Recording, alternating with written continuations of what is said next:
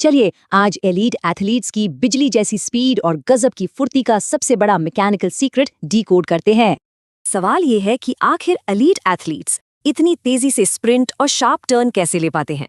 Cristiano Ronaldo का ही उदाहरण लें।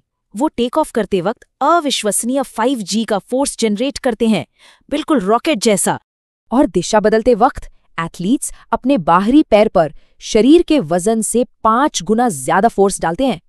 यहीं पर पीटर वेयंट की मशहूर रिसर्च सामने आती है, जो स्पीड को लेकर एक बड़ा भ्रम तोड़ती है। तेज दौड़ने का असली राज हवा में पैर चलाना नहीं, बल्कि जमीन पर भारी वर्टिकल फोर्स लगाना है।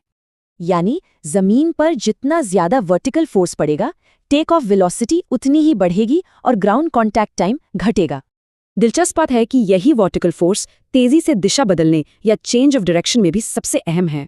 हाई स्पीड में मुड़ने के लिए सेंटर ऑफ मास नीचे करके भारी वर्टिकल फोर्स से वापस रफ्तार पकड़नी होती है। लेकिन सही ट्रेनिंग क्या है? ध्यान रहे, ज्यादा भारी वजन उठाने से स्प्रिंटिंग स्पीड घट सकती है। इसके बजाय 45 से 65% का ऑप्टिमम पावर लोड स्प्रिंट और दिशा बदलने की स्पीड को बेहतरीन बनाता है। इसके लिए बैलिस्टिक एक्सरसाइज सबसे सही है, जहां मूवमेंट के टॉप पर कोई डिसेलरेशन या धीमापन नहीं होता।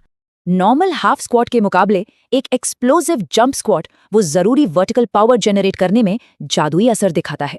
सबसे सुरक्षित रणनीति ये है, पहले ट्रेडिशनल स्क्वाट्स से स्ट्रेंथ बेस बनाएं, फिर हल्के एक्सप्लोसिव जंप स्क्वाट्स शुरू करें।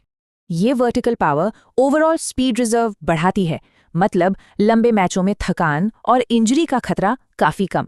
इन बायोमैकेनिक्स को जानने के बाद क्या स्पोर्ट्स की दुनिया में ट्रेनिंग का पूरा तरीका बदल नहीं जाना चाहिए?